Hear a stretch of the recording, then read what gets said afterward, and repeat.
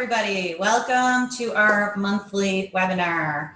I assume people will be trickling in, but we're going to go for it. Okay, so let me just check a few things here. Let me remind you that today we are going to be discussing ADHD and anxiety back to school. So this is going to really be a generalized discussion on ADHD and anxiety, but it's also going to be the webinar that we are presenting as neurofeedback experts on August 12th. It's a Monday, and you can either have people piggyback on my webinar or listen up close today, and you will have the slides for this talk. You'll have the recording of me doing it, and then you'll also have the research that supports what I'm about to tell you. So you can do it yourself if you would like to do that.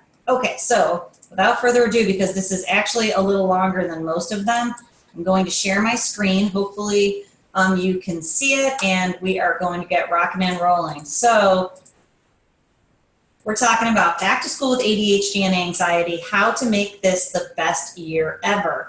And I have to just comment briefly that, remember, in our Neurofeedback Expert program, we talk about when we present webinars that we need to be able to have it be relevant to one particular person. So this is going to be the mom of kids with ADHD and anxiety. But remember, brains don't fall far from the tree.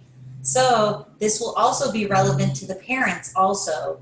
So I know we have a few people that work with adults exclusively. So you can either have them join this one, and I will make comments on how this extends to parents. But if you want to take this information and really pare it down so it is for adults, then I would encourage you to do that, because it's the old adage that if you're trying to appeal to everyone, you'll appeal to no one. So that is why this particular month is geared for back to school for children. Okay, this slide's about me. I want to share with you that this is different from all of the other monthly coaching sessions, because this is the exact same slideshow. So I didn't include a ton of the research, because this is, I want you to use this exact thing to be able to launch your fall program. So we're doing it a little bit differently this month. So this slide is about me and my credentials. So if you are presenting this program's workshop yourself, then you want to include credentials that make sense to frame why you are working with the people that you are trying to work with. So my background, I always call it a neurocognitive developmental specialist, which really means not that much, but I have many degrees in differing areas that come together, thinking about neurology, cognition, development, and degeneration. And I'm certified as a brain health educator. I've been practicing for over 22 years. Those are my credentials. I have training in 2 PhD areas.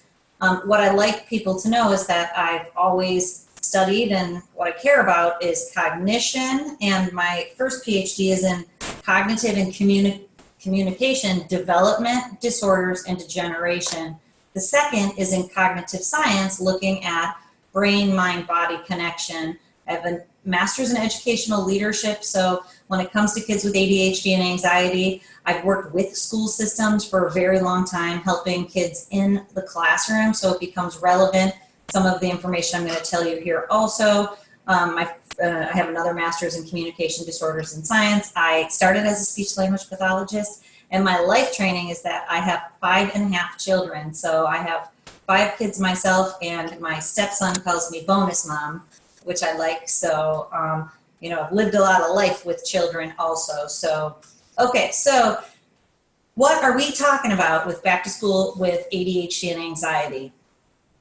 The feelings of stress, the difficulty in focusing, and the zone. And clearly those are 3 different places to be. And in this discussion, we are going to talk about that many times when people have ADHD, they also have comorbid anxiety. So clearly this is mom. It's also very stressful on the family, and brains don't fall far from the tree, so usually one or more of the parents also struggles with ADHD or ADHD symptoms. So keep that in mind, because you want your discussion points.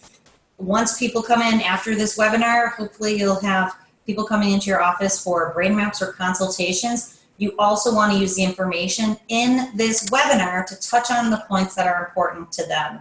So what we want to do is, in the last picture, we want to create the zone for everybody. Mom's happy, dad's happy, they're focused, they're relaxed, the kids are focused and relaxed, grandma and grandpa are happy.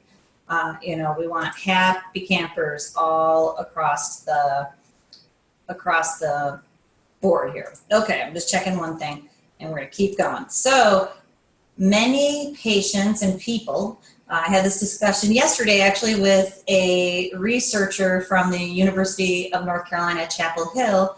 He and I have been talking about doing a study for a long time, and he called like a month ago, and we're actually finally doing the study using neurofeedback to look at the time course. This is so cool, I'm so excited.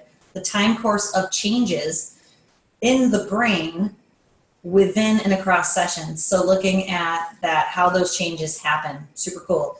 But I was talking to him and he was agreeing with me on how people lose sight that it's their brain performance that is controlling the actions of their mind and body, the sensations and the actions, sensory motor. So that is a common theme, because we have to, and in this webinar, we're going to tell people it's your brain that's causing the problems. And that's true. And I'm going to show you how.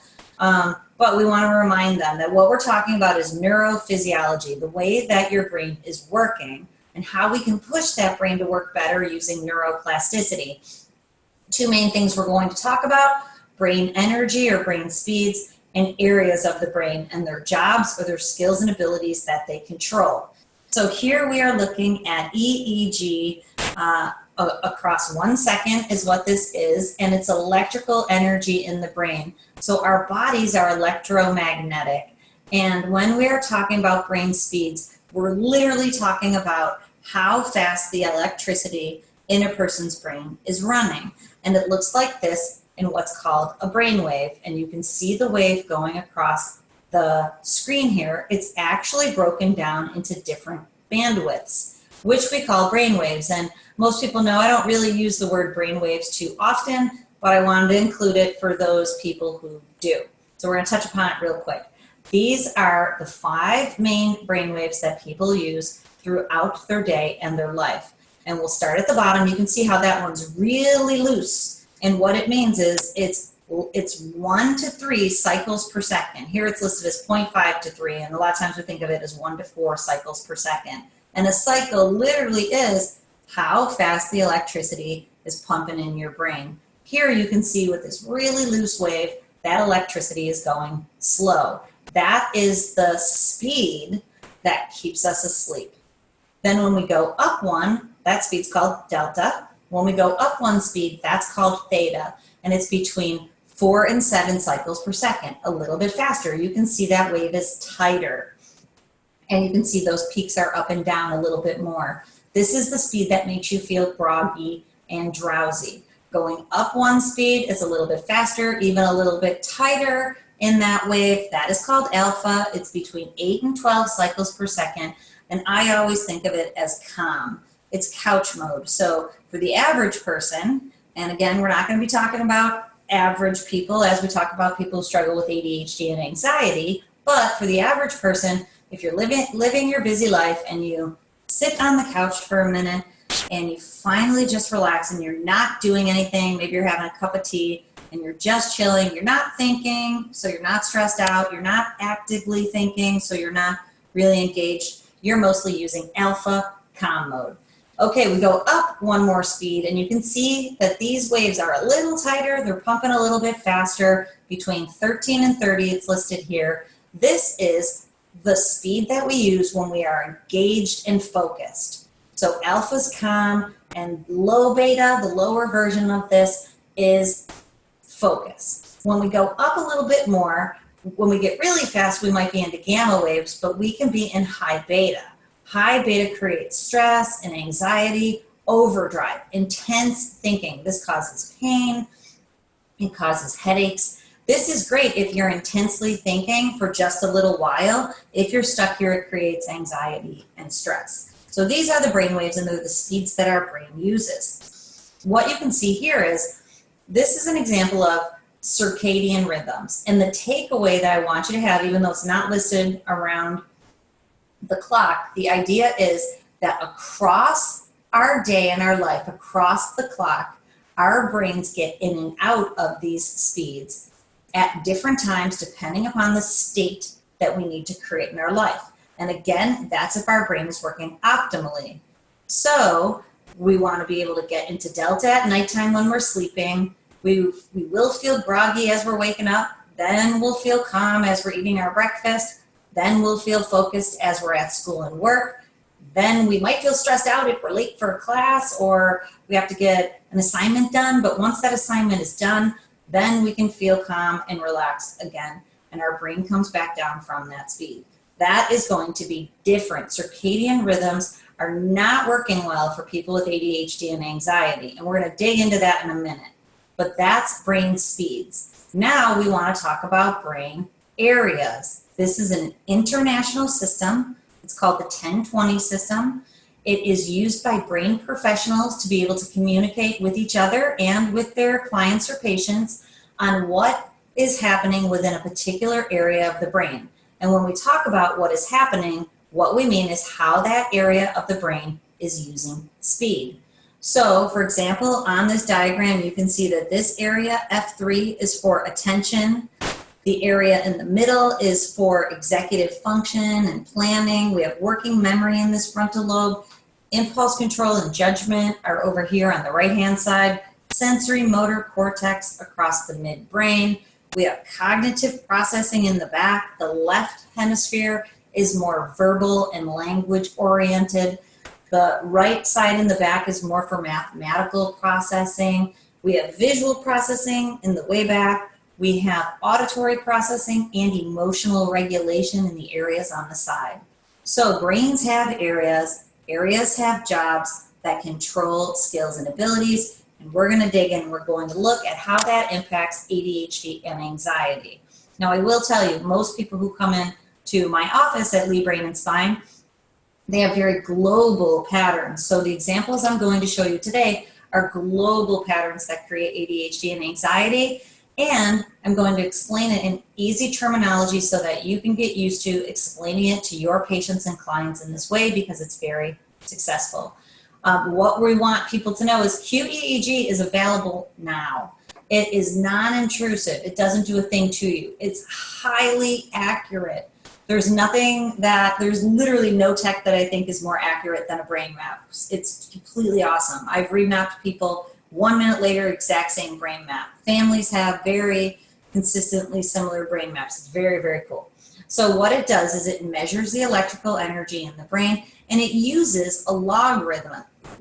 So the way that it works is mathematically, when someone's brain map is gleaned in your office, that information is sent to a very large database.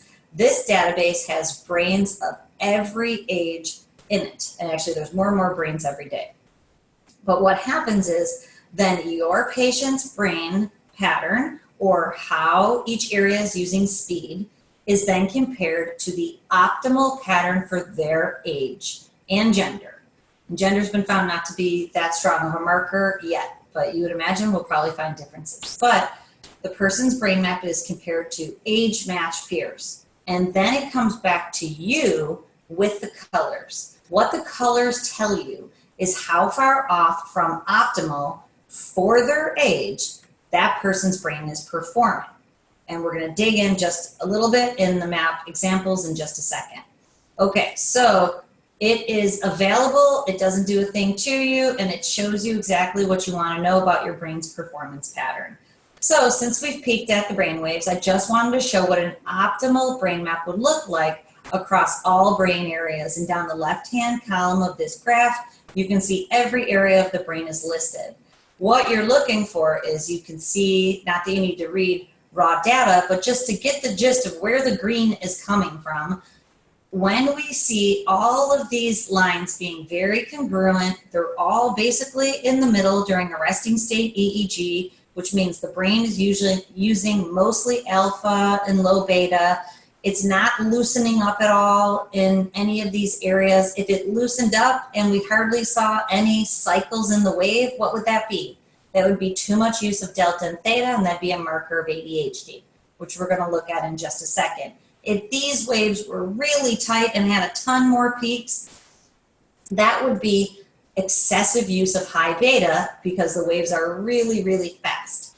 And that's what the difference would look like in raw data. But what this looks like for you is that this is congruent brain waves across all the areas. They're the same size and shape, basically, and that becomes a green brain map.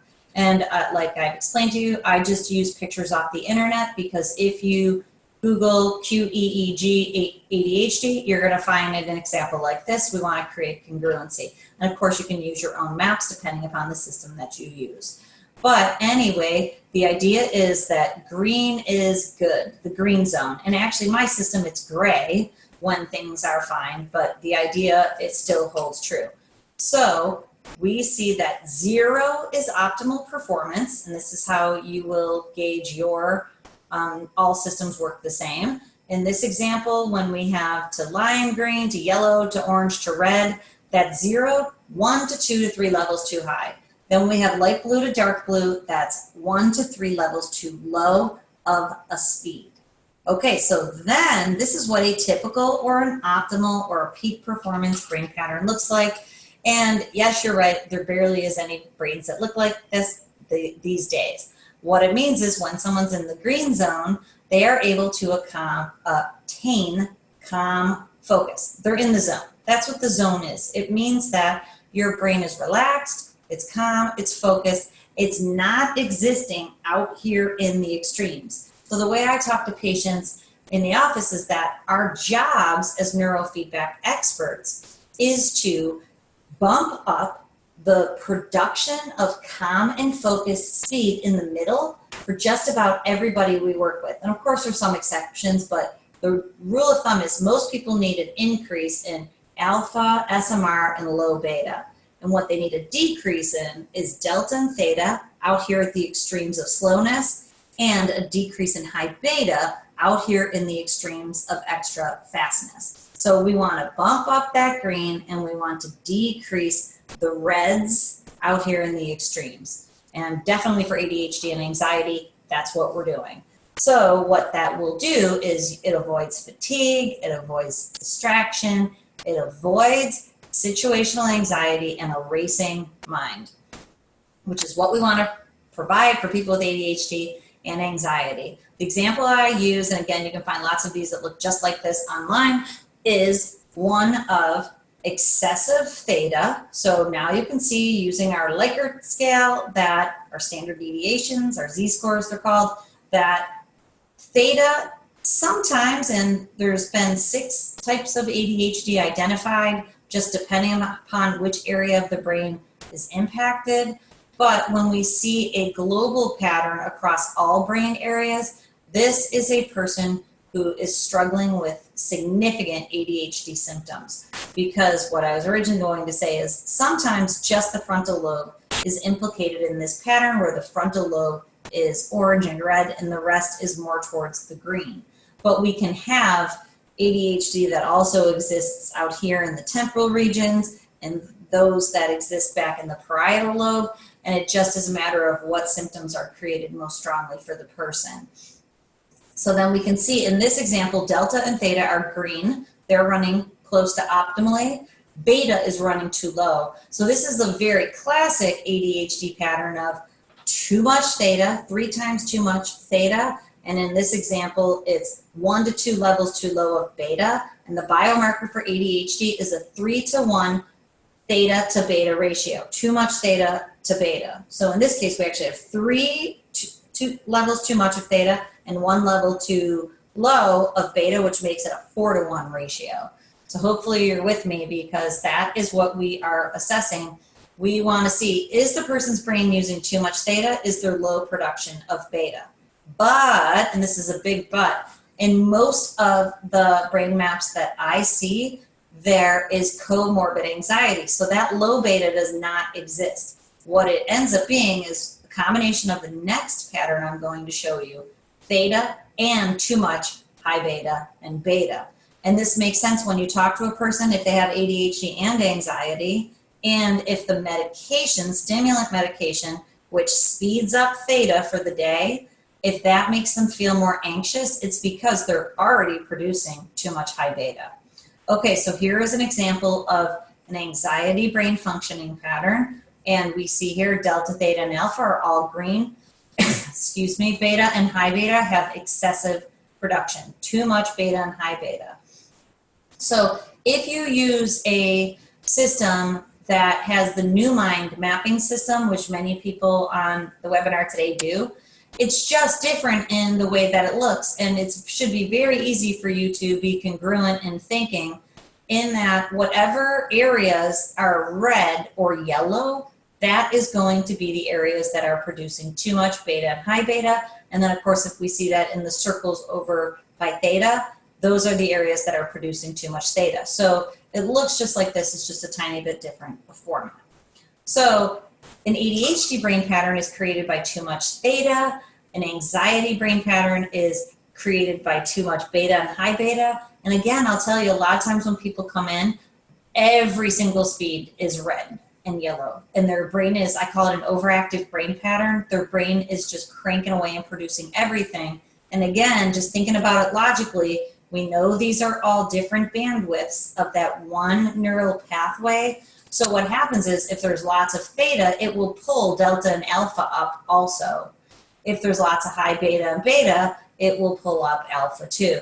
So again, you have to use your history to see what people have going on, and in terms of their symptoms, how you can help them best if you see an overactive brain pattern. And as you all know, I'm a big proponent of looking at the first trend screen and analyzing it for congruency with the map. And most times it's exactly what you saw on the map and you know you're good to go. The only thing you might want to look for is if alpha's really high, that can be a marker of depression or really low motivation. Okay, so in our webinar for our patients, what we are going to challenge them to do now is to think, think, think. We want to make this salient for people. Remember, saliency is what gets people to commit to a program that they're not sure if they can commit to. So, and you can do this for yourself right now because I think we all could use neurofeedback and see how it drives it home for you. But think about the behaviors that your brain is doing. Is it difficult for you to focus sometimes? Do you find that you have a racing mind? Recognize that if you find yourself distracted or lacking focus or becoming fatigued, your brain is most likely using too much of the slow speed. Of course, you have the luxury of going on neurofeedback.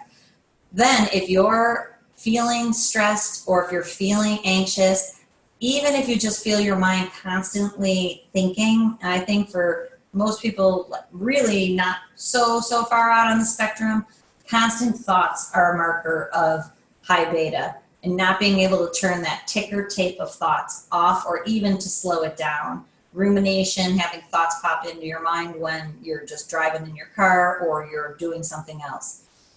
So profile yourself based upon your behaviors and see if you think you're making too much theta or if you're making too much high beta, too much of the slowness or too much of the fastness. And we want our prospective patients to do that too. Okay, so I have to talk about sleep quickly because I would be absolutely remiss not to, because sleep is seriously impacted for most people with ADHD and anxiety.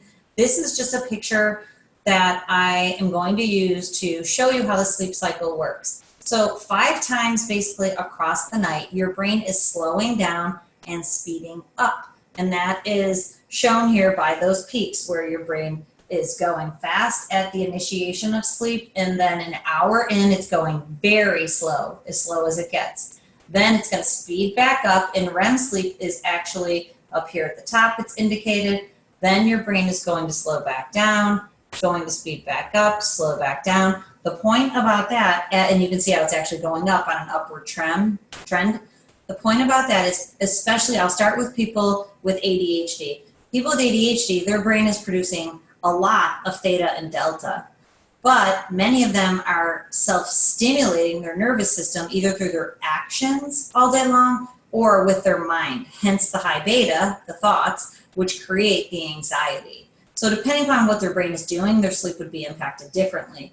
So there's kind of two categories, and of course it's loaded. The two categories are the person with ADHD who doesn't have a ton of high beta offsetting, that they'll get into bed, and even though they've been motoring around all day long, especially a weighted blanket is very successful for people who, actually for both types, but for this type of person, they get in bed, they get a heavy blanket on them, and it's stimulating, it's calming the nervous system, and they fall right asleep, and they're able to sleep all night long.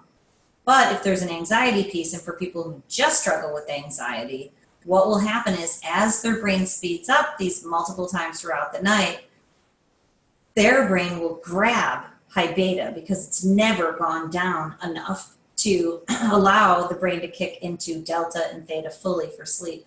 So as that happens, they'll wake up. So I always ask people about their sleep patterns. Are you able to fall asleep? Yes or no? Are you able to stay asleep? The answer is usually no. So a lot of times people will fall asleep because they have adrenal fatigue and their system is totally exhausted. But then either an hour, 2 hours, and usually it's the 3 hours in, you can see this is a long cycle. After that 3 hours in, near that 4th hour is when, especially because their brain is speeding up at that point too from the baseline, that is when people will grab a thought and they'll be toast. They're up for the rest of the night and they're not able to fall back asleep.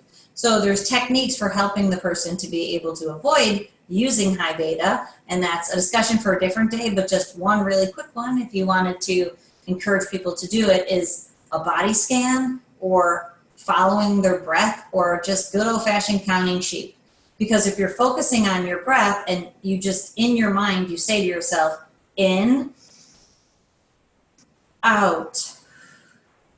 So if I wake up in the middle of the night, and thankfully I don't usually wake up, but if I do, I'll do this technique. I will just say to myself, in, out. And what that does is it does not allow any other thoughts that would be produced by high beta and that would perpetuate high beta to enter in. So it basically squashes high beta and it allows delta and theta to kick back in and move me through the rest of the sleep cycle. So that's a powerful, tiny little tip that a person can do. Okay, neurofeedback. In our discussion, back to school with ADHD and anxiety, how to make it the best year yet. If your brain is, and this is what we're going to tell our patients, and this is just 100% true, if a person's brain is so jammed in theta, it's using 3 times too much theta, there's literally nothing they can do to de-theta their brain. The only thing that can be done is neurofeedback to help the brain learn how to produce more low beta and less theta. So that's what will literally make it the best school year yet for people, because when their brain is producing less theta and more of these calm focused speeds, their child will be able to engage in the classroom without getting distracted and losing focus. And a benefit will be if they also suffer from anxiety, that high beta that's being produced comorbidly will also come down, and there'll be greater feelings of relaxation and calm focus. So that is what we are going for. And how neurofeedback works, I'm just going to share with you here my one-liner so that you can use it in your office after our webinar. So the way that neurofeedback works is you can see how here the young man, who's my son Declan, who's now grown up, he's a little teenager, but you can see that he is connected to the neurofeedback transmitter in the back by sensors on his head, which are connected to the transmitter that are connected to the computer system. On the second monitor, he's watching a movie. And what's happening is his brain is learning to produce more of that calm focus speed in the middle and to lessen production of slow and extra slow speed and extra fast speed. So now over time, his brain is going to learn how to produce more of calm focus and less anxiety and stress and less distraction. And it learns to do so through visual and auditory feedback. The visual feedback is that the movie plays bright when his brain is in the zone of calm focus, and the audio is louder. If his brain moves out of the zone, as it will on the first sessions, we call them push-ups for the brain, as it moves out and it's taking a break while it gains its strength, the movie will dim and the audio will go lower, which will tell his nervous system, his brain, that it is out of the zone and it will inherently work to make more of calm focus speed so that the screen plays brighter and the audio plays louder. And that is how it works. It's called operant conditioning. And then the way that neurofeedback becomes a permanent solution is that the brain is receiving feedback within the neurofeedback session, but then as he goes out into the world and is able to use more of calm focus, his brain will be rewarded with better behaviors, which will get him better outcomes. So now he'll be able to finish his homework in a half hour instead of 2 hours, which means he can go outside and play with his friends. This is called a positive feedback loop. The role neurofeedback plays is it breaks the negative feedback loop and it creates the positive feedback loop for permanent change. And it becomes a self-rewarding system over time. And it's totally awesome, and that's the way that it works.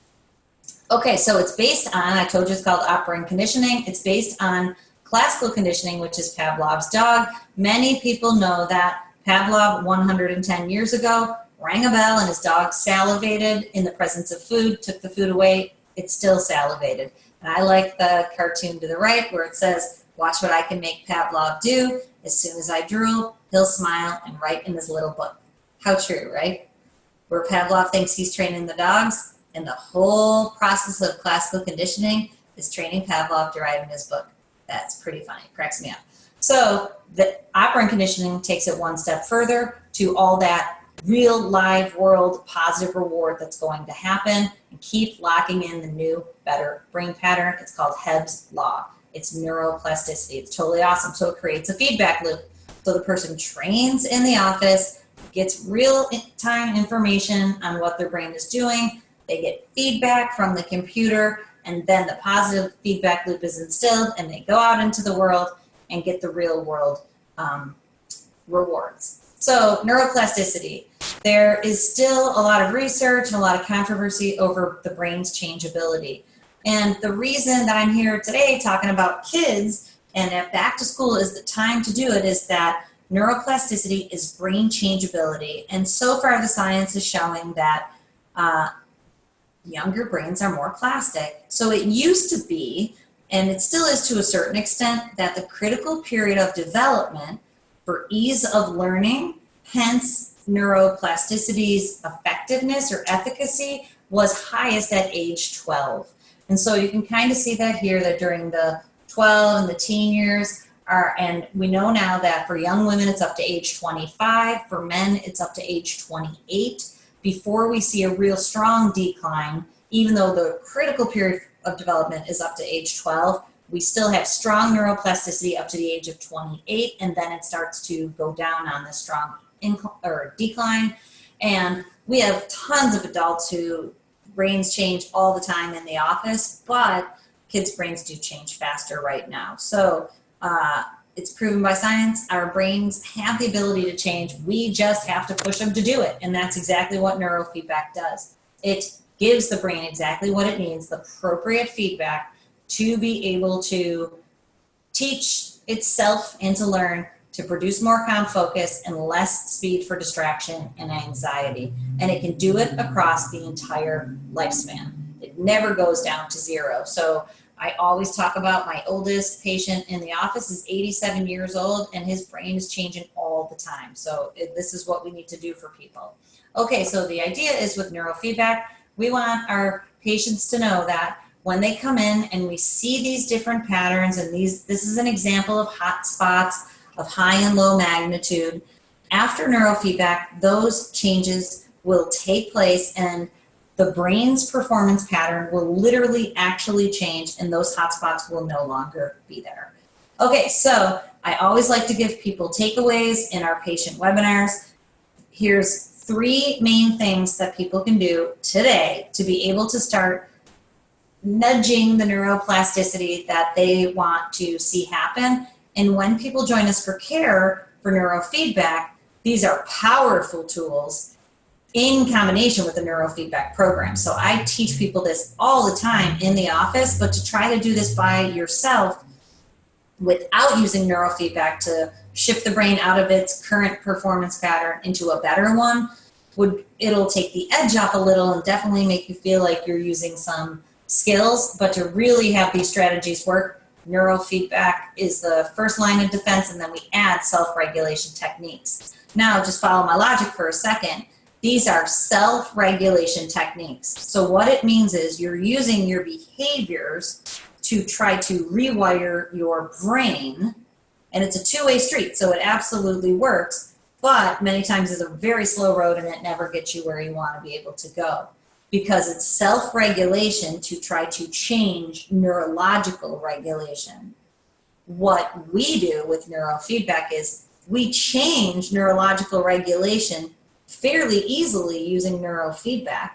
Then when we add self-regulation using the mind and the body, we're using the two-way street now. We're having that feed up, which will now lock in better neurological regulation. So they work together to be able to affect the most change. But neurofeedback is by far the first line of defense because it will change neurological regulation, which then improves self-regulation skills. But then anytime you improve your self-regulation skills, it'll feed back and help your neurological regulation.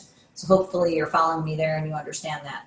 Okay, number one, knowledge is power. So in this webinar, I tell our prospective patients, knowledge is power. So you now know that if you have been diagnosed with ADHD or you have symptoms of ADHD, your brain is running too slow. The only way you'll know that for sure is to get a QEEG brain map. So you don't have to convince yourself to get 50 neurofeedback sessions. All you have to do is say, I want the information. I want to know what my brain is doing. I want to know how my brain is performing and if it's actually making too much theta or too much high beta.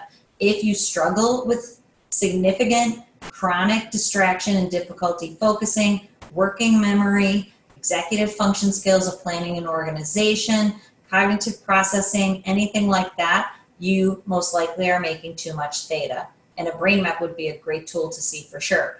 If you struggle with feelings of stress, situational anxiety, chronic anxiety, your brain is most likely making too much high beta, and you want to be able to see that on a brain map because knowledge is power. And you already have that knowledge that is saying to you, as a person who might be interested in neurofeedback, my brain is not performing optimally. And I cannot do anything really myself to push it there in a fast fashion like neurofeedback does. And that's why neurofeedback is a first line of defense. Okay, so then once you know what the patterns look like, you can find out if you're using that pattern. But I am going to give you two main strategies, three really encompassed in one, on how to reboot your brain. And there's more information on Persian Reboot on the next slide. So I'm going to talk about open focus versus closed focus and behavioral training for self-regulation. Then I'll talk about the Persian Reboot. Okay, open focus. So if you struggle from anxiety and you find that you're in your head a lot and you have a lot of thoughts, a technique is anytime you notice that happening or you feel more anxious or more stressed out, it's probably because of this ticker tape of thoughts and that you really have a closed focus system that's in your head so much. So especially when you notice that that is happening, come out of your head. Open your focus. Take in the environment around you that you probably aren't even aware of.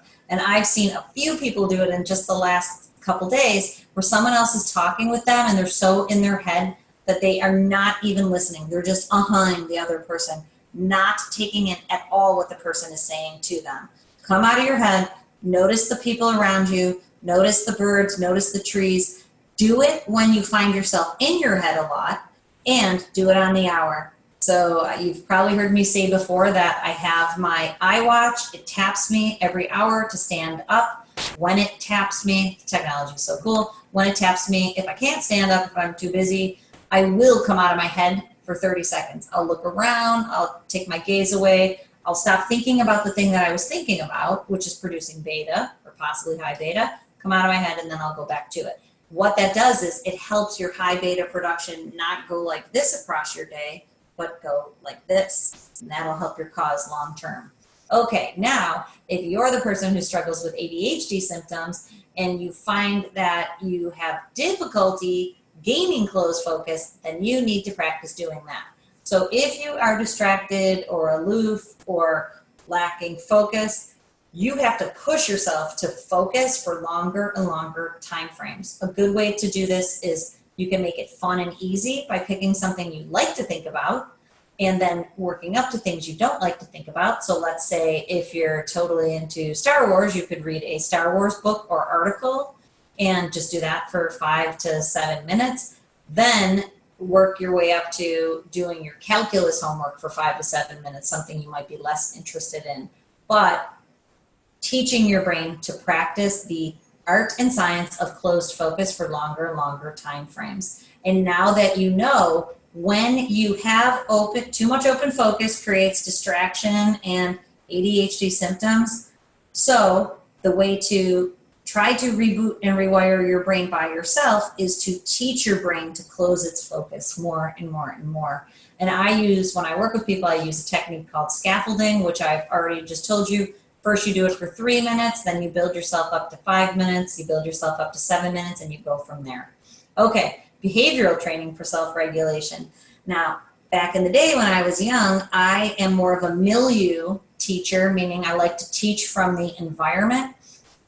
So, and if you know me, you know that I can debate these principles, especially based on science. So I found myself, not in a while, but back in the day, I would be in debates with other professionals who were staunch behaviorists, saying we need to use a behavioral system to reboot kids' behaviors.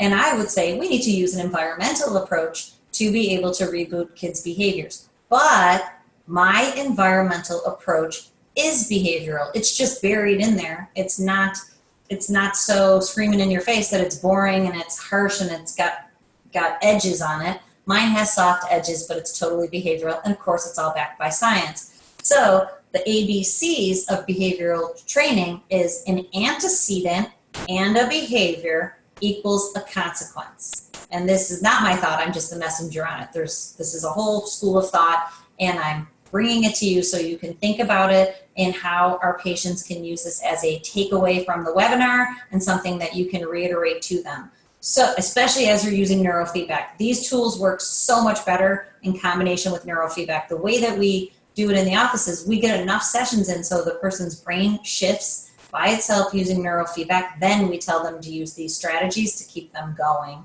So what it means is an antecedent is something that occurs in the environment.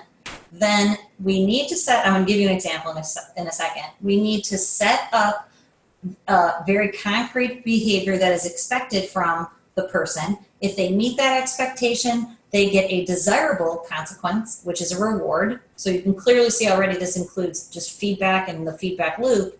If they are not able to produce the appropriate behavior in that environment, it produces a different consequence, which I do not consider to be punishment. I consider it to be a negative consequence. So what we want the person's brain to do is work for the positive consequence and avoid the negative consequence. But if you look all the science up on this stuff, it is not punishment.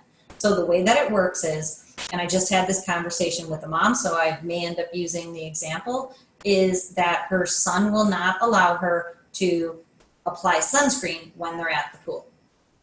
So, but kids that have an ADHD and anxiety brain really feel like they need control in their life because of the way that their brain is running. So we all do, right? Who doesn't like a little bit of control in their life? So what happens is that you have to be able to give the kiddo some level of control, but have the ABCs play out. So in the example is, would you like to put your sunscreen on now before we get to the pool, or put it on when we get to the pool? Like 9 out of 10 kids are going to pick when we get to the pool. So now it has been set up, the antecedent, the thing that we're setting up ahead of time is that sunscreen is being applied right when we get to the pool. So the expected behavior is that you will let me put sunscreen on you when you get there. Now in today's day and age, we know what the consequence is. It could be if the kid really wants to go to the pool, it could be if you don't put the sunscreen on, you don't go to the pool. So we'll walk that one through, and then I'll get to my point about what the real consequence ends up being with my kids and all kids these days. So you get to the pool, and little Jimmy allows you to put the sunscreen on. He gets to go to the pool. You get to the pool, and little Jimmy's giving you a hard time about the sunscreen. You just put that sunscreen in the bag, and you leave. You adios the pool. And Jimmy's looking at you like, what's going on? And so the positive consequence is you complete the positive behavior and you get the positive consequence. You cannot do that behavior if you don't do it, if you are incapable of doing it, then the consequence is we leave. In the grand scheme of things, electronics tend to be the strongest consequence for children these days. So it is set up ahead of time that when we get to the pool, you're not going to give me any hard time about applying the sunscreen. And after the pool, you can have your electronic time. Then you get to the pool, Jimmy's giving you a hard time. And then, of course, it really should be, if he doesn't allow you to put sunscreen on, he doesn't get to go in the pool, but it doesn't mean that you leave. He has to sit there in the shade. And, of course, this exists on all different spectrums depending upon a kid's behavior. But there's different ways of doing it. But the point is he does not get to go in the pool unless he puts his sunscreen on. And now, the second he gives mom a hard time, he's lost his electronic time, regardless of what happens at the pool. So regardless of if you stay or go, he has not earned his electronic time, which will be a very strong motivator. Because half the times, like I drag my kids to the pool, they don't want to be there. So they're not motivated to get their sunscreen on to go in. They'd rather just sit in the shade. So whatever, if he sits in the shade quietly and the rest of the family can enjoy a nice time, when he gets home, he's not getting electronic time, which is the strongest motivator. So you can do that, and our prospective patients can do that to help reboot the system, because this can really take a person further when they are in care for neurofeedback. Okay, so here's the Persian Reboot. We already dug into our behaviors a little bit, but take the time after this webinar to list all the habits that characterize you and behaviors that are surrounding that. So if anybody's heard me talk personally, you know that I literally am always using my brain health program to keep myself in the middle, because I am here preaching, but I'm also practicing what I preach, is that I want to stay in the middle for longevity. So to that end, I'm trying not to make myself too busy. I'm trying to be present all the time when I'm here so that my brain isn't scattered and I'm using high beta when I should be hanging out using alpha. But so some of the behaviors that I look at, and one is an example, if I find myself checking my phone more or checking emails more, then, you know, if I'm making dinner and it's happened a couple times because I know I'm too busy and I'm changing things a little to make it streamlined, is that, you know, I'll be making dinner, I'll check my emails. That's not something I do when I'm really balanced. That's a behavior that tells me my mind is going too much, so I need to look at my email to feed my high beta, first of all, but also that I'm in a habit of using too much high beta. So when I don't check my emails, which I generally never check them after I get done working for the day, is that then my brain will use low beta during the evening when I'm cooking and I'm hanging out with my family. And then the next morning I'll get into nice calm focus of low beta. So for people, you want to look at how long have you had these habits. And some people will look back, and the habits are a reflection of their brain performance pattern. And we're wrapping up soon, so I know we're going a little long, but we'll be done pretty soon. Is that if someone has been, so for example, I worked with a gentleman, and this is a perfect example for adults. I worked with a gentleman with ADHD who always had a TV on in his office. It created a lot of stimulating background noise for him. And he worked in finance, so he'd have the financial channel on, which, you know, a lot of financial people do this, but that is not an ideal way to work because it creates too much theta for distraction and too much high beta, constant input. So we changed his behaviors that he turned that TV off and he turned on classical music, which soothes the nervous system. And once an hour, he would check the TV for 5 minutes. And if you've ever watched the financial channel, you know that if you watch it for 5 minutes once an hour, you've missed absolutely nothing. And he got in the habit of that, and it really helped to take his neurofeedback practice further. But when he looked back on how long he had been putting on the TV in the background, it went back to his childhood. That's how he studied.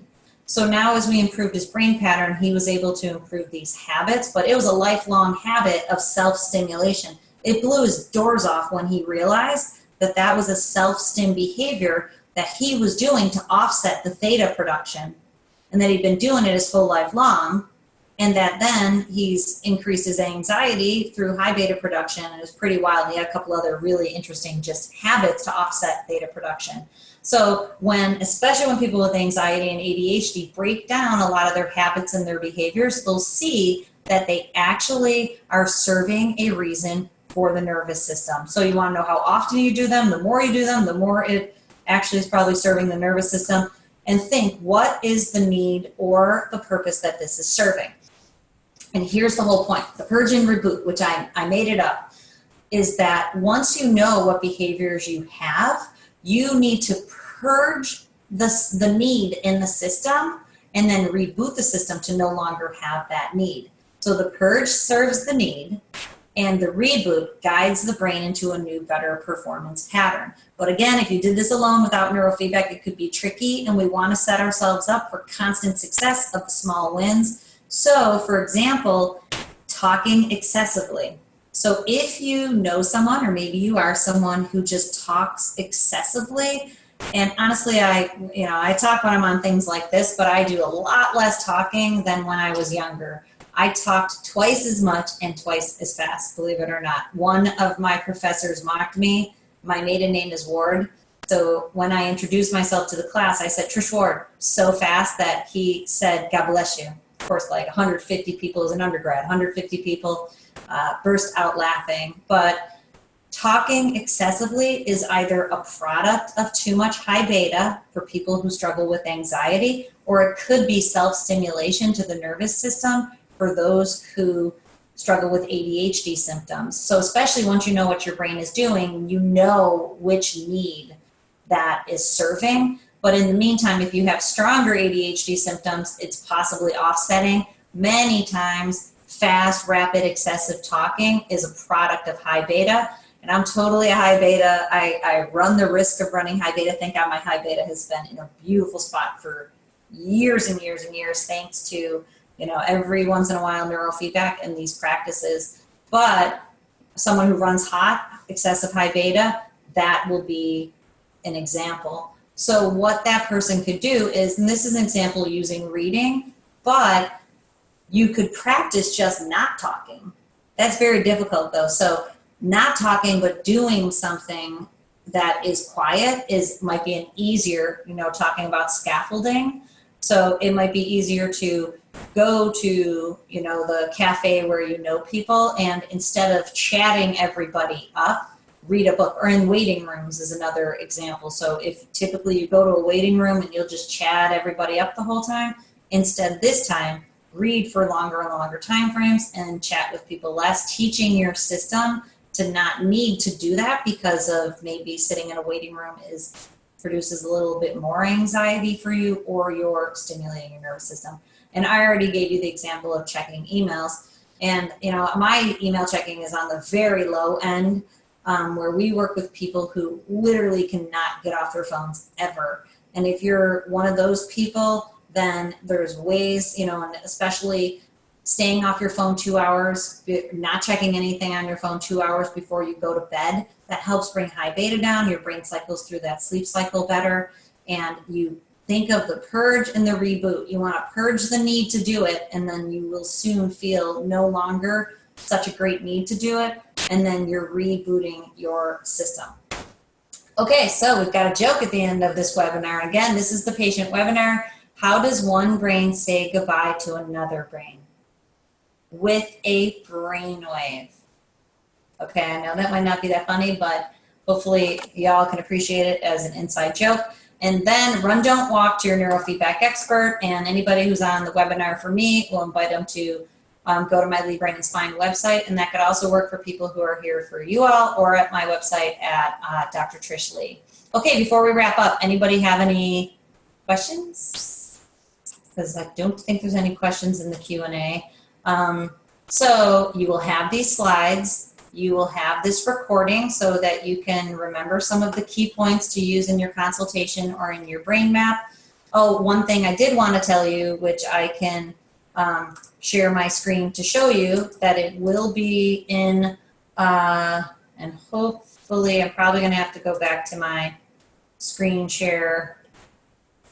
I'm going to have to stop sharing this one and give permission to share the other so that you can see it, is that there will be an article on, this article is on anxiety. Hopefully you can see this screenshot. And I wanted to show this chart real quick, but then I'm going to show you the top of it, is that when neurofeedback was added to anxiety treatment, these are just the levels, but if you can see my cursor and you follow me, the levels at the pre-therapy were 67.28, and you later on you can read it and see what it means for you.